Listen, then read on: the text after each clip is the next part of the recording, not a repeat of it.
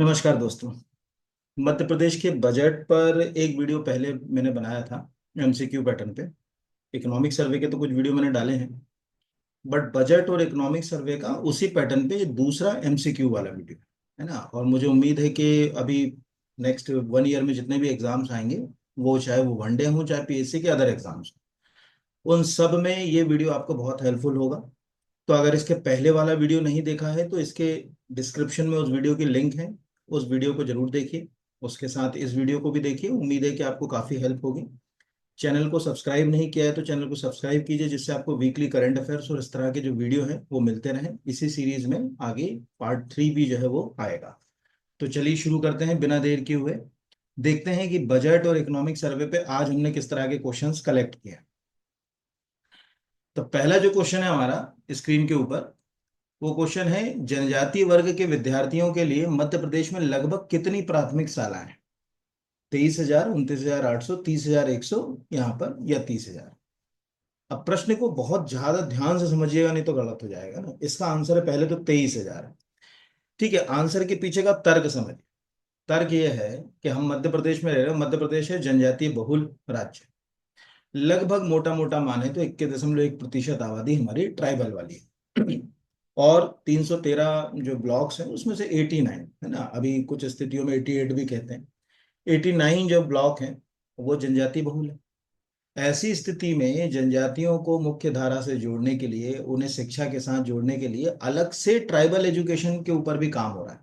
Tribal जो department है, जनजाति कल्याण विभाग, वो अलग से ट्राइबल एजुकेशन पे काम कर रहा है। तो ध्यान से देखिए, बजट स्पीच में जो है, अगर कहा जाए वित्त मंत्री का स्टेटमेंट, बजट, ये बजट स्पीच लगी हुई, दोनों के बीच का अंतर देखिए। वो लिख रहे हैं कि जनजातीय वर्ग के विद्यार्थियों के लिए प्रदेश में लगभग 23,000 प्राथमिक शालाएं, 6,800 माध्यमिक शालाएं, 1,100 हाई स्कूल, 900 उच्चतर माध्यमिक शालाएं। और इस तरह से आप एक तो दो काम करिए, एक तो ये पूरा फिगर जो है वो आप इसको जोड़ के लिख लीजिए, जिससे आपको समझ पड़ जाए कि जनजातीय वर्ग के विद्यार्थियों के लिए कितनी शालाएं चल रही हैं। अभी मैंने क्वेश्चन लिया है प्राथमिक, तो वो 23,000 जो है वो हो गया।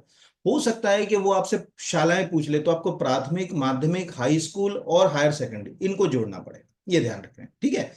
और अब ये तो हो गया। अब इकोनॉमिक सर्वे के हिसाब से भी दिखा देता हूं मैं। अब इकोनॉमिक सर्वे में जब आप जाओगे यहां पर, तो शिक्षा और कौशल, इसमें ओवरऑल एजुकेशन डिपार्टमेंट, ओवरऑल यहां पर अगर कहा जाए कि भाई हमारे पास जो है वो एजुकेशन के लिए क्या स्थिति है, वो यहां पर दी गई।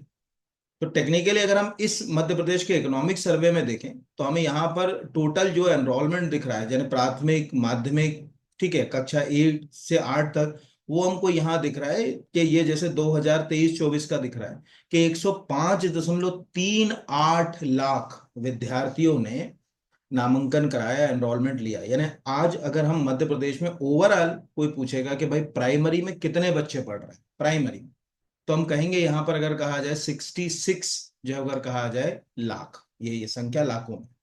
ठीक है। और माध्यमिक में कितने पढ़ रहे हैं तो जोड़ करिए। तो देख लेना कि प्रश्नकर्ता ने वहां, कई बार क्या होता है कि लिखा हुआ है ट्राइबल डिपार्टमेंट, और हमने वो ट्राइबल जो है पढ़ा नहीं, और उठाकर जो अगर कहा जाए ये 66 वाला जो फिगर या 105 वाला फिगर जो है वो लगाकर, इस तरह से दोनों बातें अलग अलग हैं। दोनों के बीच का तालमेल आपको पता होना चाहिए, है ना। और अलग से मध्य प्रदेश सरकार इसके ऊपर काम कर रही है, इसलिए ये क्वेश्चन लिया। फिर अगला है, मध्य प्रदेश में महिलाओं के स्वास्थ्य, सुरक्षा, शिक्षा और आर्थिक उन्नति के लिए किस वर्ष से जेंडर बजट। अभी देखिए, मध्य प्रदेश वुमेन एम्पावरमेंट पे बहुत पैसा खर्च कर रही है। ठीक है, चाहे वो लाडली बहना हो, मुफ्त, ठीक है, या जननी सुरक्षा योजना हो, या कन्या विवाह योजना हो, ऐसी बहुत सारी योजनाएं। तो निश्चित रूप से वो क्यों कर रही है, उनको एम्पावर करने के लिए, मुख्य धारा में जोड़ने के लिए। इसीलिए उन्होंने क्या करा, बजट में अलग से जेंडर बजटिंग शुरू करी। और ये जेंडर बजटिंग का कंसेप्ट आज का नहीं, ये बहुत पुराना है, 2007-8। तो यहाँ पर आप अगर ध्यान से इस आर्टिकल को देखेंगे, ये मध्य प्रदेश सरकार के बजट की ही जो है वो पार्ट है। ठीक है, बजट में अलग अलग हिस्से होते हैं, उसमें एक जेंडर बजटिंग वाला हिस्सा होता है। उसमें ये लिखा हुआ है यहाँ स्पष्ट रूप से कि राज्य शासन ने 2007-8 में जेंडर बजटिंग की शुरुआत करी। एक पहला, शुरू में 13 विभाग में जो है वो हमने जेंडर बजट बनाया, यानी कि जो 13 विभाग थे उनमें क्या करा, हमने महिलाओं के लिए योजनाओं को अलग कर दिया, सेपरेट, कि भाई ये जितने भी, अगर खेल विभाग है सपोज, उन्होंने कहा यार वुमेन के लिए जो है वो अलग से योजना है, तो इसके लिए फंड हम अलग सेंक्शन करेंगे। धीरे धीरे ये विभागों की संख्या आज होगी 31। तो ये भी अपने आप में क्वेश्चन है कि वर्तमान में मध्य प्रदेश के कितने विभागों में जेंडर बजट यूज हो रहा है, तो 31। ये दूसरा हो गया। अब जेंडर बजट होता क्या है, तो ये याद रखिएगा, कोई भी ऐसा बजट जिसमें 100% फंड महिलाओं या बालिकाओं के लिए खर्च हो, ठीक है, वो आएगा जेंडर बजट के अंदर। लिखा ना, ऐसे कार्यक्रम जिनमें 100% बजट महिलाओं और बालिकाओं पे खर्च हो रहा है। कैटेगरी टू, अगर कोई स्पेसिफिक प्रोग्राम है जिसमें 30%, कम से कम 30% फंड जो है, अगर कहा जाए महिलाओं और बालिकाओं के लिए अलग से रखा गया, तो वो भी जेंडर बजट में आएगा, कैटेगरी टू में। तो ये आपको जो है वो दिख रहा है, उप मुख्यमंत्री जी का ही स्टेटमेंट है यहाँ से। तो आपको 3 क्वेश्चन यहाँ पर तैयार होते हैं कि जेंडर बजट कब शुरू हुआ मध्य प्रदेश में, 2007-8। वर्तमान में कितने विभागों में बनाया जा रहा है, 31 विभाग। जेंडर बजट की कितनी श्रेणियां होती हैं, तो 2। हो सकता है कि पेपर सेटर पूछ ले कि यदि कोई योजना के ऊपर जेंडर बजट 7%, 50%, 40%, 25%, तो आपको समझ में आना चाहिए कि यार 30% से नीचे ही वाला जेंडर बजट की डेफिनेशन में नहीं आएगा, बाकी पूरा जेंडर बजट की डेफिनेशन के अंतर्गत आएगा, सब कुछ जो अगर कहा जाए, है ना। फिर अगला क्वेश्चन है आहार अनुदान, बहुत इंपॉर्टेंट योजना है और अभी इंपॉर्टेंट रोल प्ले भी कर रही है। अब क्या हो रहा है, पहले तो समझिए ये प्रश्न लिया क्यों।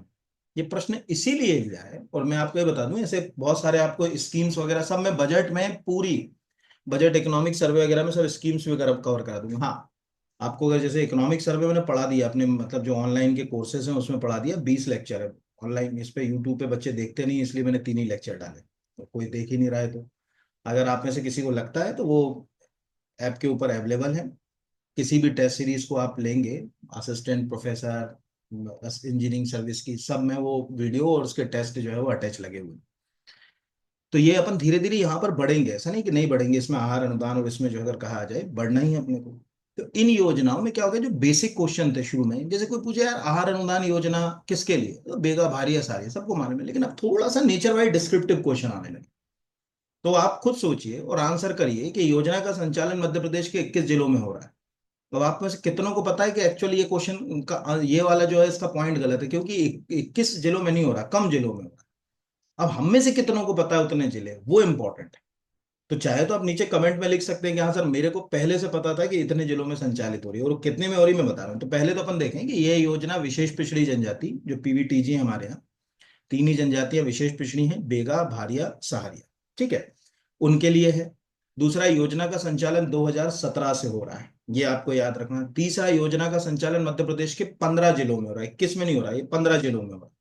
और चौथा, योजना के तहत परिवार की महिला मुखिया को बैंक खाते में प्रति माह 1500 रुपए दिए जाते हैं, है ना। अब ये गलत क्यों है तीसरा, तो आप यहां पर ये देखिए, ये लगा हुआ है आहार अनुदान योजना का पूरा स्टेटमेंट लिखा है यहाँ पर, ये बजट स्टेटमेंट में विशेष परिशिष्ट जनजाति बेगा, भारिया, सहारिया के परिवारों को कुपोषण से मुक्ति दिलाए जाने, तो यानी पहली लाइन तो हो गई कि इसका मेन उद्देश्य वुमन एम्पावरमेंट में उनको आर्थिक रूप से सशक्त नहीं करना। ये जो पैसा हम दे रहे हैं 1,500 रुपए, ये दे रहे हैं उनको कुपोषण से, क्योंकि वहाँ कुपोषण वर्ड जो अगर कहा जाए आ रहा है।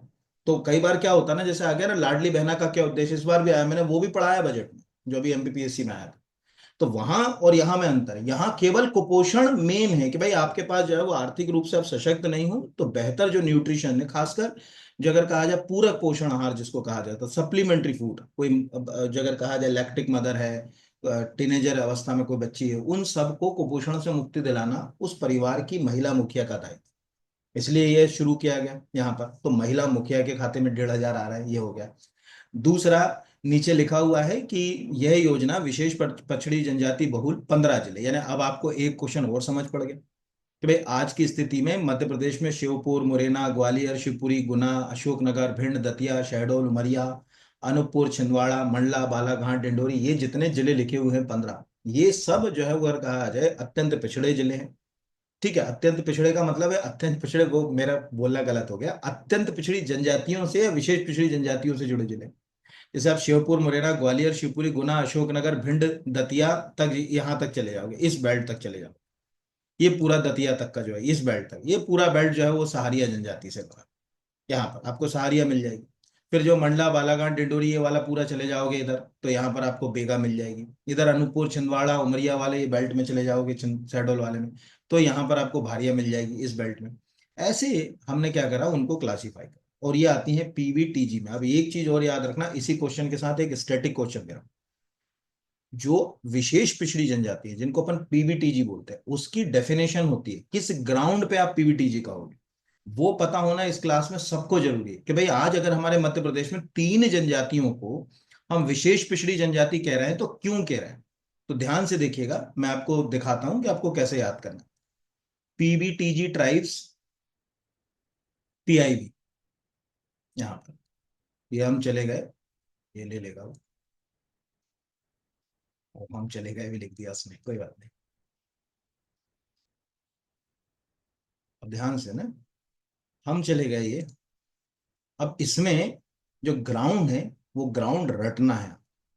पहला, कि वो pre agriculture level technology use कर रहे हैं। मतलब आज भी अगर कहा जाए कि आप शिफ्टिंग कल्टीवेशन कर रहे हैं, जैसे आप देखेंगे बेगा जनजाति आज भी शिफ्टिंग कल्टीवेशन देखने को मिल रहा है। आज भी पोंडू और बेवार जैसी खेतियों का उल्लेख हमको मिलता है। तो वो प्री एग्रीकल्चर लेवल की टेक्नोलॉजी है, मतलब कि जो कृषि का विकास हुआ उससे पहले के पैटर्न पे आज भी कर रहे हैं।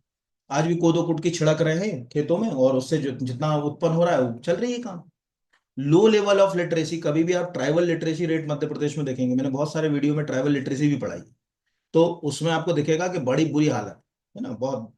इकोनॉमिक बैकवर्डनेस, आर्थिक रूप से तो पिछड़ापन साफ है यहाँ पर अगर कहा जाए, और लगातार उनकी जनसंख्या क्या हो रही है, कम हो रही है। इन चार ग्राउंड के आधार पर हम किसी ट्राइब को विशेष पिछड़ी जनजाति के अंदर जो है वो शामिल कर सकते हैं। लगातार जनसंख्या में कमी होना, ठीक है, या अगर कहा जाए कि कृषि की पुरानी या पुरातन तकनीकों का इस्तेमाल करना, आर्थिक रूप से बहुत पिछड़ापन, ठीक है, मतलब अगर कहा जाए साक्षरता का कम होना, इन ग्राउंड। और इस ग्राउंड पर अगर कहा जाए मध्य प्रदेश को उन्होंने क्लासिफाई करा है, तो तीन ट्राइब हमारी ये है, क्योंकि देखो यहाँ ये जो लिस्ट है आप कहोगे यहाँ तो बहुत सारी है, तो मध्य प्रदेश की तो तीन ही है, बेगा, भारिया और सहारिया, पर यहाँ तो इतनी सारी नहीं, क्योंकि देखिए ये जब ये क्लासिफिकेशन किया गया उस समय मध्य प्रदेश जो है छत्तीसगढ़ से जुड़ा हुआ, ठीक है, अरे छत्तीसगढ़ मध्य प्रदेश का एक भाग था, इसीलिए वो आज भी छत्तीसगढ़ को लेकर जो है वो चल रहा है। ये आज मतलब आप सोचोगे ये कोई आज का कंसेप्ट है, तो नहीं, ये जमाने पुराना जो है वो अगर कहा जाए विचार जो है वो आपको मिलेगा। तो ये आज से आप याद रखिएगा, वहीं ऐड कर लीजिएगा आहार अनुदान के साथ कोष्टक के अंदर, कि क्या जो है वो अगर कहा जाए सिनेरियो, मैंने हमेशा बोला, ठीक है, बच्चे पढ़ना नहीं चाहते पता नहीं क्यों, आप चीजों को आपस में लिंक या जोड़कर पढ़ोगे तो एग्जाम में आपको याद रहे। नहीं तो जो अगर कहा जाए बहुत ज्यादा आपको जो है वो उलझने होगी, चीजों को एक ही जगह आपको दिख रहा है विशेष पिछड़ी जनजाति, क्या ग्राउंड होगा वो एक तरफ ही लिख के खत्म कर दे। ठीक है भाई, ये एक ग्राउंड है, इनके आधार पर हम जो है अगर कहा जाए उसको विशेष पिछड़ी जनजाति के अंदर रख रहे हैं, तो हमको दिक्कत जो है वो ज्यादा जो है वो होने वाली नहीं है। अगले के ऊपर आ जाते हैं। अगला क्वेश्चन है, मध्य प्रदेश में वर्ष 2005-6 की तुलना में वर्ष 2019-21 में राष्ट्रीय परिवार स्वास्थ्य सर्वेक्षण के अनुसार शिशु मृत्यु दर कितनी है। ठीक है, यानी यहाँ पर आपसे पूछा गया है कि जो इन्फेंट मोर्टिलिटी रेट है वो कितनी है। 53, यानी प्रति हजार पर शिशु मृत्यु दर निकाली जाती है प्रति 1,000 पर। तो आंसर है 41.3 पर थाउजेंड। ठीक है, इसको भी हम 5 अंक तक कम करने के लिए प्रयासरत हैं, जो मैं अभी आपको बताऊंगा कि कैसे करेंगे कम। तो ये आपको दिख रहा है मध्य प्रदेश बजट के अंदर स्वास्थ्य क्षेत्र में सुधार। तो स्वास्थ्य क्षेत्र में सुधार में अभी हम देखेंगे भी, ये सब क्वेश्चन भी हमारे नीचे हमने टॉपिक में जो है वो किए हुए हैं। इसमें जो अगर कहा जाए कि उन्होंने ये बात साफ करी कि भाई आपके यहाँ जो शिशु मृत्यु दर है वो लिख रहा है यहाँ पर कि शिशु मृत्यु दर 2005-6 में 70 प्रति हजार से घटकर 2019-21 में 41.3 प्रति 1,000 होगी। ये क्वेश्चन जो है वो आपको आ सकता है। तो इस तरह के क्वेश्चन एग्जाम में जो है वो रोल प्ले करते हैं। अच्छा, इसमें भी एक चीज और मैं आपको बता देता हूँ, वो भी देख लीजिए, 1 मिनट देखिए, मैं दिखाता हूँ आपको, 1 मिनट होल्ड कीजिए। अब इसमें भी ध्यान रखिएगा, है ना, क्योंकि इसमें भी क्वेश्चन कहाँ गलत हो। अगर एग्जाम वाला आपसे पूछ रहा है इन्फेंट मोर्टेलिटी रेट, मतलब शिशु मृत्यु दर, तो वो 41.3 है ओवरऑल में। ठीक है, मुझे नहीं लगता है कि वो मेल फीमेल या जो अगर कहा जाए अर्बन रूरल ऐसी कोई चीज पूछेगा, हालांकि शिशु में तो कभी मेल फीमेल के हिसाब से आंकड़े सरकार जारी नहीं करती है, ठीक है, यहाँ पर, लेकिन अर्बन रूरल के करती है। तो आप चाहे तो अर्बन रूरल के, तो वहां पर आपको हमेशा ऑलमोस्ट अर्बन का फिगर जो है वो हमेशा कम हो, हमेशा कम होगा। जैसे दिख रहा है कि अर्बन का 33.9 है, 43.5 जो है वो रूरल का है। बट ये क्वेश्चन यहीं तक आएगा, बट इसमें एक और क्वेश्चन उलझाने वाला है। आप ध्यान से देखो, ये है नियोनेटल। नियोनेटल का मतलब है कोई बच्चा, उसका जन्म हुआ और जन्म के बाद वो 27 दिन तक जीवित रहा, 28वें दिन आते आते उसकी क्या हो गई, डेथ हो गई। उसको नवजात शिशु मृत्यु दर में भी काउंट किया जाता है, उसको नहीं बोलते नियोनेटल जगह का। तो ये आपकी जो अगर कहा जाए नियोनेटल दिख रही है 29, प्रति 1,000। शिशु हो रही है 41.3 प्रति 1,000। अंडर 5 जो हो रही है 49.2 प्रति 1,000। इसको क्या समझ पड़ रहा है कि बच्चे के जन्म के बाद जैसे जैसे उसकी उम्र बढ़ रही है, उसकी जो डेथ रेट है वो क्या हो रही है, बढ़ रही है। जो मृत्यु दर है वो बढ़ रही है। जो नवजात शिशु है उसमें 29 है, 1,000 में 29 की मृत्यु। इन्फेंट के आते आते वो हो गई 41.3। अंडर 5 के आते आते हो गई 49.2। यानी इससे सिद्ध है कि हमको हेल्थ, सैनिटेशन, न्यूट्रिशन, ठीक है, वैक्सीनेशन के ऊपर बहुत काम करने की जरूरत है। जब जन्म हुआ तो शुरू में कोई दिक्कत नहीं आई, लेकिन जैसे थोड़ा सा बड़ा हुआ, 1 साल की अवस्था इन्फेंट में आ जाएगी, 1 साल की अवस्था तक, क्योंकि अगले 6 6 महीने तो फीडिंग कराना है उसको, माँ को बेस्ट फीडिंग, उसके अलावा कुछ पिएगा नहीं बच्चा। उसके बाद के 6 महीने में उसको कितना, जो अगर कहा आ जाए, सप्लीमेंट्री फूड मिल रहा है, कितना उसको बैलेंस न्यूट्रिशन मिल रहा है, वो नहीं मिल रहा तो डेथ रेट बढ़ गया। 5 साल के आते आते और बढ़ गया। तो हम आंगनवाड़ियों के माध्यम से, आईसीडीएस के माध्यम से कितने काम कर रहे हैं, ये ऐसे भी नॉलेज के लिए। ऐसा नहीं कि वन लाइन फैक्ट, अपन क्या वन लाइन फैक्ट तो वन लाइन में ही चले जाए। ये आंकड़ा भी समझ में आना चाहिए कि यार क्यों ये आंकड़ा बढ़ रहा है। और इस माने आपको ये तीनों की डेफिनेशन है ना, नियोनेटल, इन्फेंट और अंडर 5, तीनों के कोष्टक में क्लास पता होना चाहिए कि अगर वो, ठीक है, मतलब 27 दिन ही जीवित रहा, लिखा ना, neonatal the number of death infant within the first 28 days, 28वें दिन आते आते उसकी डेथ हो गई, तो वो नवजात शिशु के अंतर मृत्यु में चला जाए। 1 साल तक आ गया तो वो, जो अगर कहा जाए, इन्फेंट। अंडर 5 उसमें। तो ये क्वेश्चन ऐसे तीनों रूपों में जो है वास। अगला है, 38वें राष्ट्रीय खेलों में कुल 82 पदक के साथ मध्य प्रदेश कौन से स्थान पर है। अब ये जो अगर कहा जाए क्वेश्चन क्यों इंपॉर्टेंट, ये क्वेश्चन है पुराना। ये क्वेश्चन मैंने उठाया इकोनॉमिक सर्वे से। इसमें तो आंसर है फर्स्ट, सेकंड, थर्ड, फोर्थ, तो फोर्थ है। अब समझिए क्या हुआ कि इकोनॉमिक सर्वे में अब कई बार क्या होता है ना कि प्रश्न आता है कि सर वो तो 2022 का प्रश्न पूछ लिया, कि सर वो 2024 का प्रश्न पूछ लिया। क्यों पूछा है? क्योंकि जो पेपर सेटर है वो क्वेश्चन कहाँ से देखेगा, यहां से देखेगा। उसको पता चला है कि भैया हमने ओलंपिक में 5 लोग भेजे, हमने ओलंपिक में मध्य प्रदेश में 3 पदक जीते, एक जो अगर कहा जाए पेरिस ओलंपिक में और 2 पैरा ओलंपिक में, टोटल 3 जीते। तो वो प्रश्न पूछेगा कि भाई हमने ओलंपिक, पैरा ओलंपिक में कितने पदक मध्य प्रदेश लेकर आया, 2। ओलंपिक में कितने लेकर आया, 1। टोटल पैरा और ओलंपिक को मिला ले तो 3। ये सब कहानी यहां से उठाते हैं।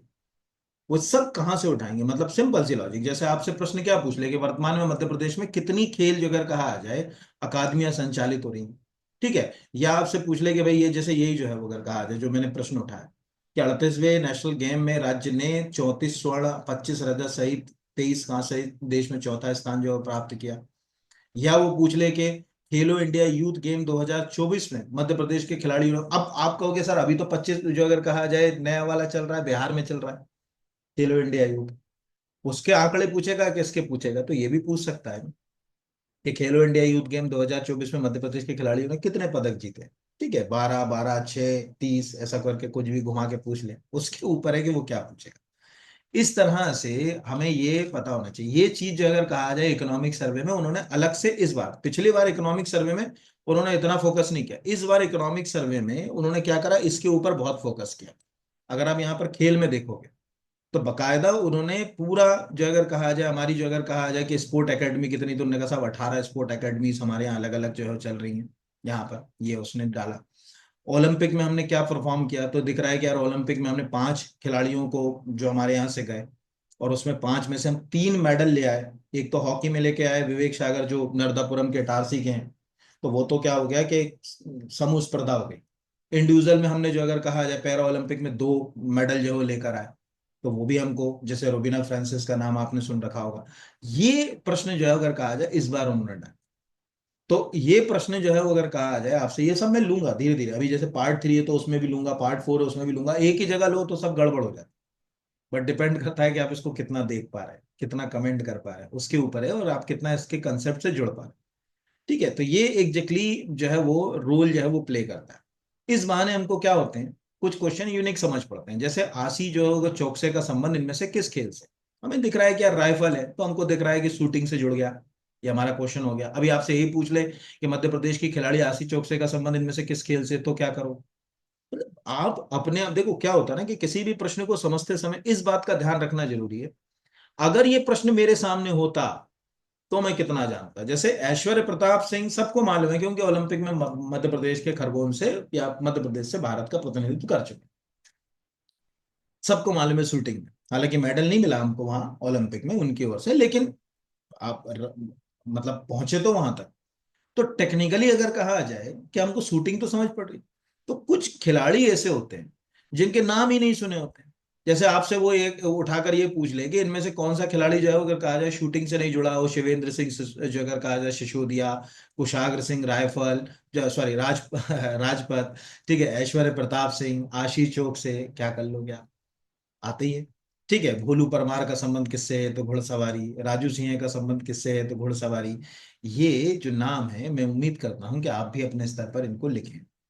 ठीक है, बाकी तो मैं आपको टाइम टू टाइम अभी सब करा दूंगा कि क्या किसके आने की संभावना ज्यादा है, पर वो प्रश्न ऐसे ही जो उठाए, तो इस तरह से क्वेश्चन आपको आ सकता है। फिर अगला है, मध्य प्रदेश में एक जिला एक उत्पाद के तहत कृषि संबंधी मुख्य उत्पादों की संख्या कितनी, 4, 6, 10, 12।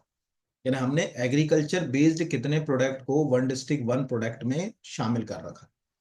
तो अगर हम ध्यान से देखें यहाँ, पहला कि वन डिस्ट्रिक्ट वन प्रोडक्ट में एग्रीकल्चर रिलेटेड प्रोडक्ट हैं 6। पहला हो गया कोदो कुटकी, दूसरा तुअर दाल, तीसरा चना, चौथा बासमती और चिन्नौर चावल, ये दोनों को मिलाकर एक, पांचवा सरसों और छठवा आंवला। तो अभी हमारे ये सब जो है वो कृषि से संबंधित उत्पाद है। इन उत्पादों के लिए जो अगर कहा जाए आपको अनूपपुर, डिंडोरी, मंडला, अब आपको कि साहब इसमें तो टमाटर नहीं है, इसमें केला नहीं है, तो वो आपको पता चला कि अच्छा ये एग्रीकल्चर में अलग से एक पूरा पैटर्न है, हॉर्टिकल्चर। तो वो जो अगर कहा जाए बागवानी फसलों में आ गया, वो हॉर्टिकल्चर के अंतर्गत चला गया। अब कई बार क्या होता है कि हम वहाँ एग्रीकल्चर और हॉर्टिकल्चर के गैप को नहीं समझ पा रहे हैं। हमने उठा के टमाटर भी काउंट कर लिया, केला भी काउंट कर लिया, चावल भी कर लिया, सरसों, मतलब वहां तुक्का लगा के कैसे दिमाग खर्च करेंगे। लगेगा यार 6 से तो ज्यादा दिख रहे हैं, 7 टमाटर भी आ गया, ये भी आ गया, 7, 8 और 10 ही मार दो, 10 ही हो गए, तो गलत है। 10 जिले हैं जिनमें इनके ऊपर जो अगर कहा जाए हम विशेष फोकस कर रहे हैं यहाँ पर। तो ये एक आपको याद रखना है, कभी आ जाए तो। दूसरा आपको एक और क्वेश्चन है कि एक जिला एक उत्पाद के लिए जो अगर कहा जाए एज ए नोडल एजेंसी कौन काम कर रहा है, तो लिखा है औद्योगिक नीति निवेश एवं प्रोत्साहन विभाग। इसमें इन प्रोडक्ट को नेशनल इंटरनेशनल लेवल पर पहचान दिलाने के लिए एज ए नोडल एजेंसी काम कर।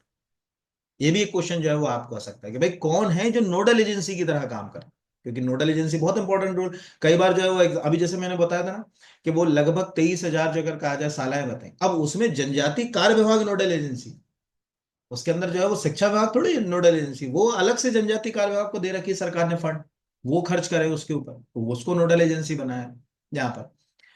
फिर अगला है, मध्य प्रदेश के फल उत्पादन में निम्नलिखित में से किस एक फल की उत्पादकता सबसे अच्छी है? इस बार टमाटर का क्वेश्चन पीएससी में पूछा है। तो आप कोशिश करिए कि मध्य प्रदेश की, ये भी क्वेश्चन में मैच द कॉलम में इसके बाद वाले में लूंगा। इस बार लेता, लेकिन क्या मैंने क्या करा है, इसलिए इनको मैं अलग अलग फेसेस में ले रहा हूँ कि एक ही जैसे क्वेश्चन कर लेते तो दिमाग में लंबे समय तक याद नहीं रहते। अगली बार अगर लेंगे तो ये भी रिवाइज हो जाएगा, वो भी रिवाइज हो जाएगा, दोनों अपने रिवाइज हो जाते हैं, आपस में लिंक हो जाते हैं। तो मध्य प्रदेश में फल उत्पादक उत्पादन में निम्नलिखित में से प्रोडक्टिविटी, है ना, देसी भाषा में कहे प्रोडक्टिविटी का क्या मतलब है, जैसे सपोज मान के चलिए आपके घर एक पेड़ पे पपीता लगे और उसी के बगल में एक पेड़ पे केले लगे, तो आप सोचो कि केलों की संख्या गिनोगे और पपीतों की गिनोगे, किसकी ज्यादा। और उसी के बगल में बेर लगा हुआ है, थोड़ी देर के लिए मान लो बेर, तो आपको खुद समझ पड़ेगा यार बेर की प्रोडक्टिविटी काफी ज्यादा है, पपीते की उससे कम है। ठीक है, केले की जो अगर कहा जाए सब मतलब बेर से जो है वो थोड़ा सा कम है। ये प्रोडक्टिविटी के ऊपर निर्भर करता है।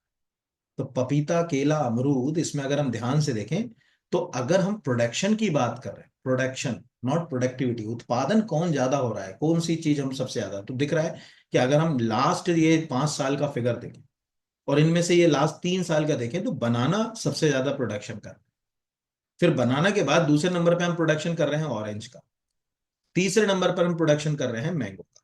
ये हमको समझ पड़ेगा कि मध्य प्रदेश में सबसे ज्यादा केला, फिर संतरा मौसमी, और तीसरे नंबर पे आम, इनका उत्पादन हो रहा है। लेकिन ये उत्पादन है, ना कि उत्पादकता। अगर हम इस उत्पादकता की बात कर रहे हैं प्रोडक्टिविटी की, तो ये है उत्पादकता। इसकी प्रोडक्टिविटी है 70.66 केले की, जबकि अमरूद की अगर आप ध्यान से देखोगे उसकी तुलना में ये इतनी। ठीक है, आम की जो अगर कहा जाए उसकी तुलना में देखोगे तो इतनी है। इस तरह से हमको ये समझ पड़ रहा है कि मध्य प्रदेश में प्रोडक्शन और प्रोडक्टिविटी, तो प्रश्न को ध्यान से देखना जरूरी है कि वो क्या पूछ रहा है। क्या वो प्रोडक्शन पूछ रहा है, क्या वो प्रोडक्टिविटी पूछ रहा है, दोनों के बीच का अंतर काफी अलग होगा, ये ध्यान रखें। फिर अगले के ऊपर आते हैं, मध्य प्रदेश वर्ष 2022-23 के आंकड़ों के अनुसार मध्य प्रदेश में कारखानों की संख्या कितनी। ये क्वेश्चन अगर आपने फिगर के साथ नहीं पढ़ा है, आप 100% मानिए आप तुक्का लगा ही नहीं सकते, क्योंकि आपका दिमाग वहां नहीं चलेगा कि एक्चुअल में कितने कारखानों की इमेज करूं। जैसे आज मध्य प्रदेश में 20 शुगर फैक्ट्री चल रही, अब पता है तो तुक्का लगाओगे ना कि 20 है, नहीं पता है तो कैसे दिमाग लगाओगे यार कितनी चल रही होंगी, है ना। 18 निजी क्षेत्र में, 2 कोऑपरेटिव, उसमें कंफ्यूजन हो जाता है। तो ये आंकड़े सरकार की वेबसाइट पर ही मिलेंगे, बाकी जगह से आप इनको जो है अगर कहा जाए नहीं उठा सकते।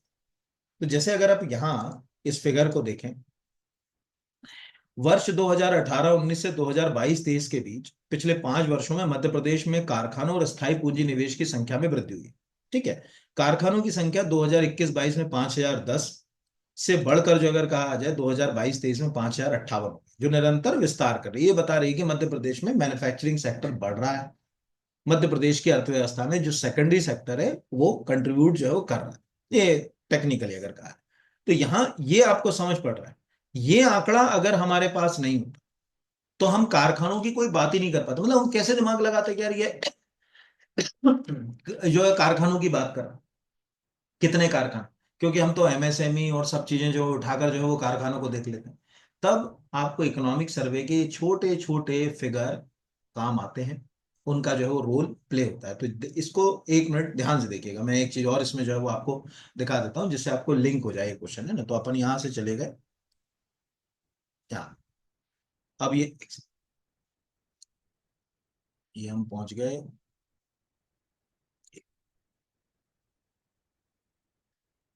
हम चले गए उद्योग वाले के ऊपर 110।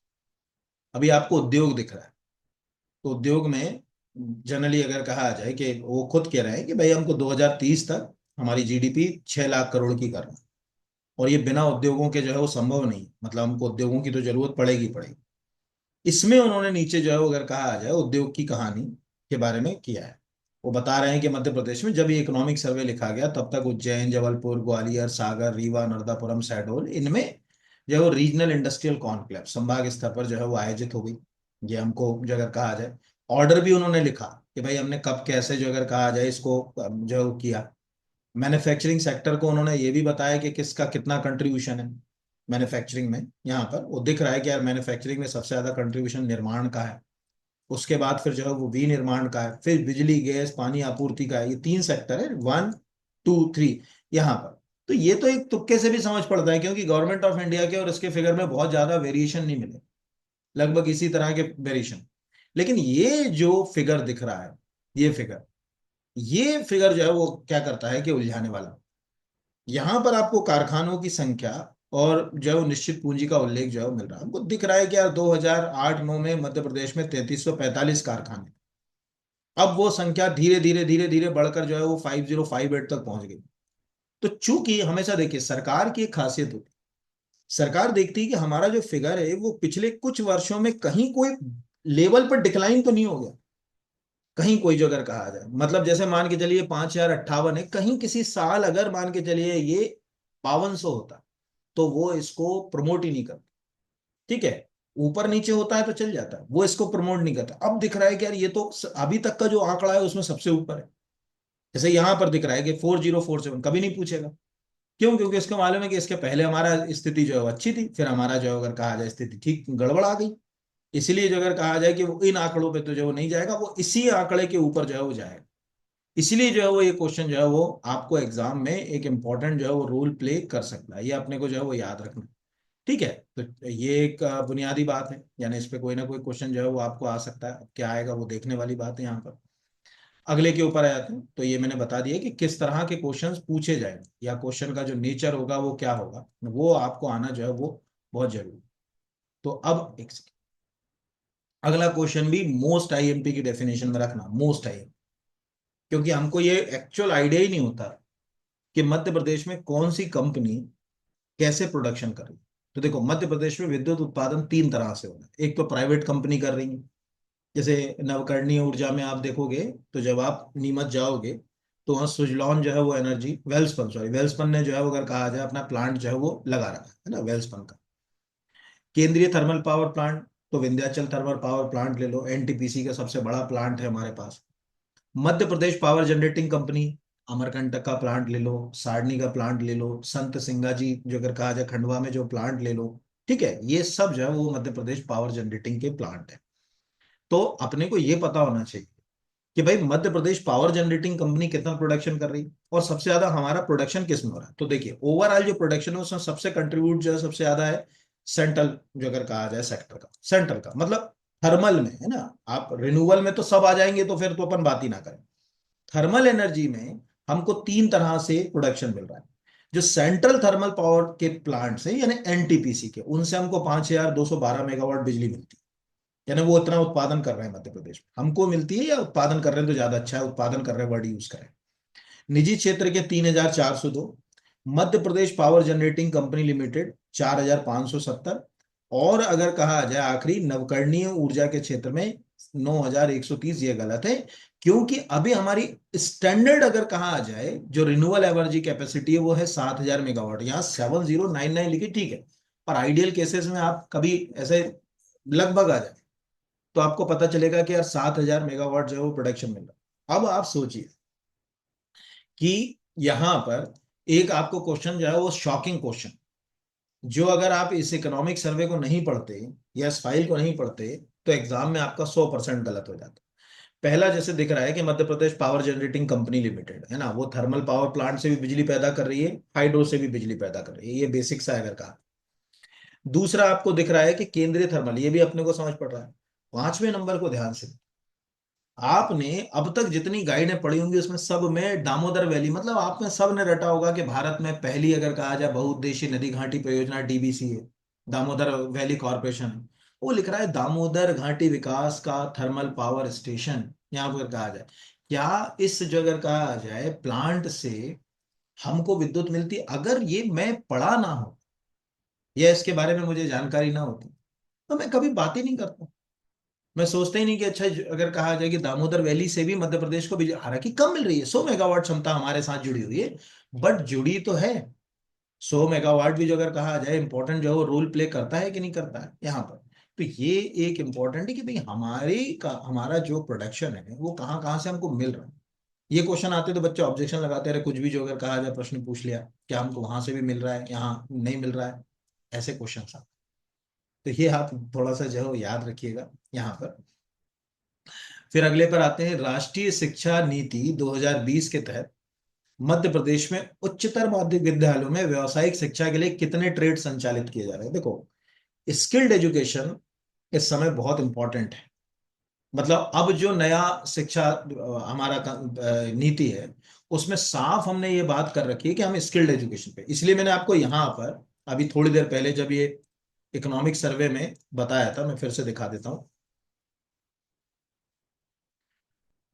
अरे सॉरी, अगर कहा जाए खेल वाला खुल गया, एक मिनट मैं दिखाता हूँ, पहले यहाँ नीचे लगा हुआ है ये दिखा देता हूँ। अगर आप यहाँ पर पहले तो देखेंगे कि जो शिक्षा है उसमें 14 ट्रेड चल रही है ना। 14 ट्रेड का क्या मतलब, बेसिक अगर कहा जाए इसको पहले तो रफली समझ लीजिए फिर अपन इसके आगे अंदर आ जाए।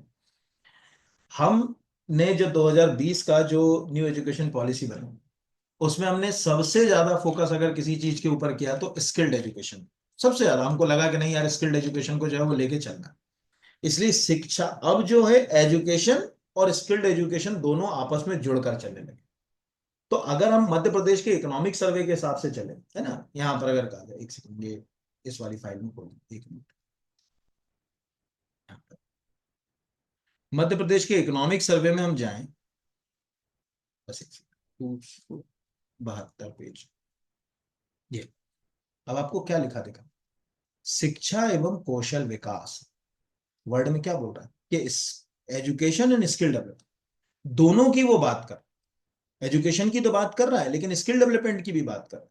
क्योंकि अब हमको एजुकेशन इस तरह से करना है कि वो स्किल्ड करें हम बच्चे को, ठीक है, उसको आत्मनिर्भर बनाए, स्वरोजगार के लिए जो है वो प्रेरित करें। इस तरह का जो है वो अगर कहा जाए हम एजुकेशन सिस्टम पे काम करें। इसी के लिए जब आप इसमें नीचे जाओगे, एक तो ये शिक्षा से संबंधित योजनाएं तो आपको ऑलमोस्ट सबको पता रहती है, ये जितनी भी हैं ये एजुकेशन से संबंधित योजना, कस्तूरबा गांधी बालिका सुपर 100 योजना, ये सब एजुकेशन। लेकिन क्या है एजुकेशन स्किल्ड से जुड़ी है?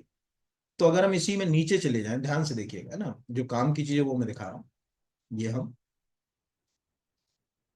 एक सेकेंड, यहाँ, तो यहाँ अगर आप ये चले गए, आपका उच्च शिक्षा, उच्च शिक्षा के अंदर जब ये लास्ट फेज खत्म होगा तो हमारी कहानी शुरू होगी स्किल्ड एजुकेशन। ठीक है, उस स्किल्ड एजुकेशन में उन्होंने बकायदा, ये है तकनीकी शिक्षा और कौशल शिक्षा। कौशल शिक्षा के अंदर उन्होंने ये कहा कि भाई हमको अब जो है वो स्कूल एजुकेशन पर भी स्किल्ड एजुकेशन के ऊपर जो है वो काम करना है। तो टोटल यहीं, अब किसी पेज के ऊपर लिखा, वो कहीं लगाना भूल गया मैं, यहीं कहीं किसी जगह है, मैं दिखाता हूँ, देखिए आपको नहीं होगा तो वो आप याद रखिएगा कि जो अगर कहा जाए हम 14 ट्रेड जो है वो संचालित कर रहे हैं, मतलब हायर सेकेंडरी लेवल तक की जो है वो एजुकेशन के ऊपर, किसी इसी में अब कहीं, अब है कहीं यहाँ पर अगर कहा जाए वो, ठीक है, नहीं भी है तो जो मैंने बताया वो आप याद रख लीजिए, उससे आपको ट्रेड जो है वो याद रहेगी, क्योंकि कई बार जो होता है इतना ढूंढने में जो है वो टाइम लग जाता है उस चीज को। प्रश्न को समझ लीजिए। ठीक है, उच्चतर माध्यमिक विद्यालयों में हम कितनी ट्रेड, तो 14 ट्रेड के ऊपर काम कर रहे हैं, ये बकायदा आपको जो अगर कहा जाए उस इकोनॉमिक सर्वे में है। बस पेज थोड़ा सा ढूंढना पड़ेगा रुक कर, इसलिए अभी अपन उस पर काम नहीं कर।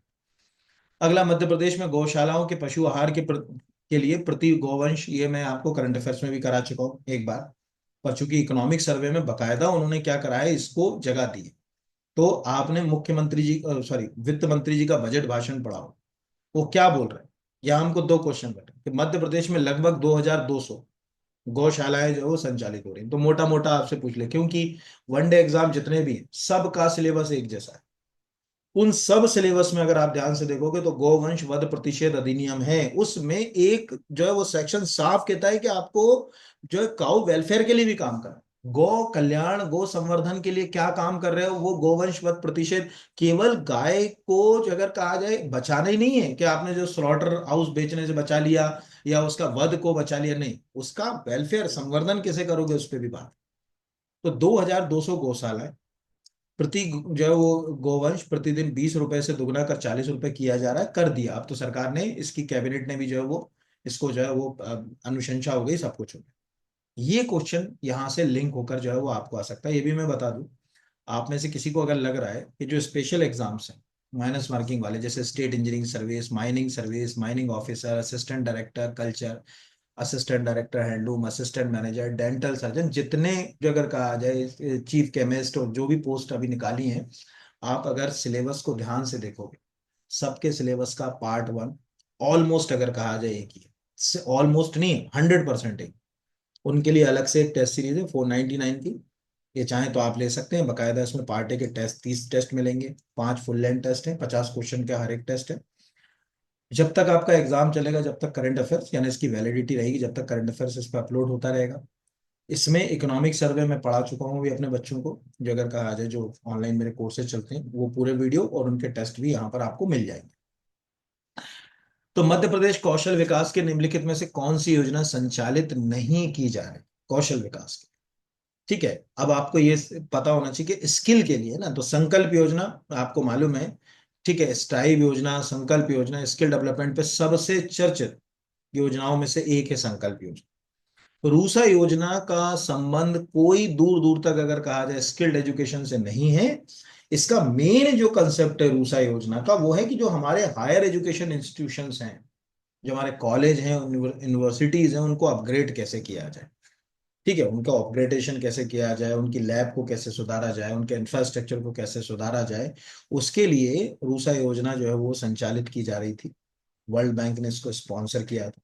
पीएम विश्वकर्मा, आपको मालूम है कि जितनी भी हमारी ट्रेडिशनल ट्रेड्स, उन ट्रेडिशनल ट्रेड्स से जुड़े लोगों को कैसे स्किल्ड किया जाए, उनकी स्किल को कैसे अपग्रेड किया जाए, उसके लिए पीएम जो विश्वकर्मा और परम फाउंडेशन, ये सब स्किल्ड एजुकेशन से संबंधित जो योजना है। तो कभी आप अगर यहाँ जाओगे, बकायदा आप जब कौशल शिक्षा को देखोगे, ये देखिए यहाँ से ना, मुख्यमंत्री मतलब आप मध्य प्रदेश में पहले तो आपको ये पता होना चाहिए कि कौन कौन सी, तो ये कौशल विकास। अब कौशल विकास बहुत इंपॉर्टेंट है, क्योंकि बोल रहा है कि भाई मध्य प्रदेश में जो अगर कहा जाए 15 से 59 वर्ष, ये होती है वर्किंग पॉपुलेशन की आबादी 59%। और औसत यानी मध्य प्रदेश में इस समय अगर हम जितने भी बैठे हैं, सबका एवरेज निकाल लिया जाए मध्य प्रदेश के सभी लोगों के आयु का, तो 23 साल। तो युवाओं वाला जो है वो राज्य है। ऐसी स्थिति में स्किल के ऊपर हमको जो है वो काम करना है। तो स्किल के ऊपर काम करने के लिए बकायदा कुछ योजनाएं जो है वो चलाई जा रही। मुख्यमंत्री सीखो कमाओ योजना 18 से 29 वर्ष के लिए, बहुत कॉमन योजना है। संकल्प योजना आपको दिख रही है। राष्ट्रीय जो है शिक्षातु प्रोत्साहन योजना, ये भी दिख रही है यहाँ पर। नेशनल अप्रेंटिसशिप मेला यहाँ पर ये आपको दिख रहा है। आईटीआई जो है, स्किल्ड एजुकेशन पे सबसे ज्यादा काम इस समय आईटीआई कर रही है। पीएम विश्वकर्मा योजना, परम फाउंडेशन लिखा है गैर लाभकारी पीपीपी मॉडल पर आईटीआई हेतु पहन। आईटीआई जो अगर कहा जाए से परम फाउंडेशन, ये भी एक योजना ही है। ये पूरे अगर कहा जाए स्किल्ड एजुकेशन के लिए काम करने वाले जो अगर कहा जाए कंसेप्ट है मध्य प्रदेश के। तो मुझे लगता है कि इनमें से भी कोई क्वेश्चन आपको आ सकता है। छोटे क्वेश्चन में आपको एक क्वेश्चन जो है वो यूनिक जो बन सकता है, वो यूनिक क्वेश्चन मैंने अभी आपको बताया कि हो सकता है कि आपसे यही प्रश्न पूछ ले तो दिमाग खराब हो जाए। यार ये क्या कहना चाह रहा है, हमको समझ ही नहीं आ रहा। उसने उठा के पूछ लिया कि मध्य प्रदेश में जो अगर कहा जाए 2011 की जनगणना के अनुसार औसत आयु कितनी है, 23 बार। जब दिमाग खराब हो गया ये कहाँ से निकाला, इन्होंने एवरेज निकाल लिया। वो लिखा हुआ मिल गया, बस हमको उसको याद करना, उसके अंदर थोड़ी जाने के बाल की खाल में कि कैसे हुआ, क्या हुआ, कैसे किया गया, उससे हमें क्या लेना।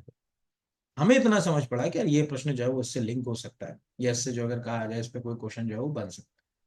ऐसे क्वेश्चंस एग्जाम में आपको स्किल्ड एजुकेशन या उससे जो है वो जुड़े हुए जो है वो आते हैं। फिर अगले के ऊपर आ जाता है, सब करेंगे धीरे धीरे ना।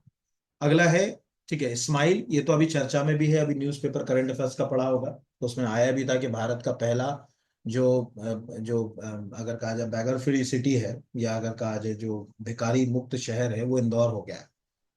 तो ये जो स्माइल भिक्षावृत्ति योजना के तहत मध्य प्रदेश के किस शहर का चयन नहीं किया गया, जबलपुर। इसमें 5 शहर फेज 1 में लिए गए। ये आपको दिख रहा होगा मध्य प्रदेश की बजट का। इसमें बकायदा जो है वो कहा गया है कि इसमें इंदौर, उज्जैन, खंडवा, खंडवा में ओमकारेश्वर, छतरपुर में खजुराहो और भोपाल के लिए वित्तीय वर्ष 2023-24 में 1.5 करोड़ प्रेषित की गई थी। इसके तहत इंदौर, उज्जैन के लिए जो है अगर कहा जाए यहाँ पर ये पहले जो है वो चरण में 5। हालांकि ये समस्या भी पूरी तरीके से तो खत्म नहीं हुई, लेकिन ये प्रश्न जो है वो आपको एग्जाम में पंच हो सकता है या आ सकता है। अगला क्वेश्चन भी यूनिक जो मैंने आपको बताया। तो जनजाति कार्य विभाग द्वारा मध्य प्रदेश में कितने सीएम राइज स्कूलों का संचालन किया जा रहा है? एक्चुअल इनमें से ज्यादातर अभी बन रहा है, लेकिन चूंकि इकोनॉमिक सर्वे में और बजट में उन्होंने कह दिया कि साहब हमने इतने स्कूल शुरू कर दिए, तो हमको वो लिखना पड़ा। अब इसमें क्वेश्चन जो है अगर पढ़ा नहीं है तो गलत तो ये होगा, क्योंकि दिमाग कहाँ जाएगा। यार मध्य प्रदेश के 313 में से 89 जो अगर कहा जाए ट्राइबल ब्लॉक। अब ट्राइबल ब्लॉक है तो दिमाग जाएगा कि 89 ट्राइबल ब्लॉक में ही जनजातीय कार्य विभाग जो है वो कर रहा होगा सीएम राइज स्कूलों का संचालन। तो यहां हमको पहले तो इसको पढ़ना पड़ेगा सीएम राइज को, कि लिखा है कि 2020 की राष्ट्र जो अगर कहा जाए जो शिक्षा नीति है उस पर बेस्ड है सीएम राइज स्कूल का कंसेप्ट। तो लिख रहा है कि स्कूल शिक्षा विभाग के द्वारा 274 और जनजातीय कार्य विभाग के द्वारा 94, ये उसने साफ लिख दिया, दोनों का अलग अलग संचालित है। इन विद्यालयों में नवीन, चूंकि देखो क्या है कि आप इसको ऐसे समझिए, मध्य प्रदेश के अंदर जितने एग्जाम है उसमें ट्राइबल वेलफेयर, ट्राइब से रिलेटेड पूरी एक एक यूनिट डाली। तो जब चूंकि एक यूनिटी और डाल दी, यानी 10 से 12 क्वेश्चन की वेटेज आपकी उसमें रहेगी, तो ये तो साफ है कि क्वेश्चन जो है वो बाल की खाल भी आने की संभावना पूरी जो है वो बनी रहेगी। इसीलिए 94 वाला जो अगर कहा जाए यहाँ पर, तो मतलब आपको ये, आप इसको अगर सिंपल टाइप करें जनजातीय कार्य विभाग द्वारा सीएम राइज स्कूलों का संचालन, तो आपको ढेरों आर्टिकल्स इंटरनेट पर मिल जाएंगे। ठीक है, यानी ये भी एक है। हालांकि इनमें से ज्यादातर अभी बन रहा है। मध्य प्रदेश जनजातीय कार्य विभाग द्वारा सीएम राइज स्कूलों का संचालन, संचार हो गया, वो संचालन कर ले। इंटरनेट बहुत समझदार होता है। अब ये 5 दिसंबर का प्रेस रिलीज है। क्या लिखा है? राज्य शासन द्वारा जनजातीय विकास खंडों में 94 सीएम राइज स्कूल खोलने का निर्णय पर तेजी से काम जारी है। तभी तो जारी, अभी भी जारी है। लेकिन वो ये पूछेगा यहाँ पर, तो ये लिखा हुआ है प्रदेश में 22 जुलाई का, ये लिखा है 2 अप्रैल का यहाँ पर। ठीक है, तो आपको खबरें लगभग एक साल में वेरिएशन जो अगर कहा जाए ऊपर नीचे मिल रहा है कहीं जो अगर कहा है ना। तो ये लिखा ऐसे बने सीएम राइज स्कूल जनजातियों के लिए। इनमें से कोई भी, जैसे यहां से अपन ने उठा लिया, अब ये खबर जो है वो जो अगर कहा जाए 2022 की, इसमें भी जो अगर कहा जाए उन्होंने विचार रखा होगा यहाँ पर कि हमको जनजातीय कार्य विभाग के लिए करना, अब उसमें खोल रहा है।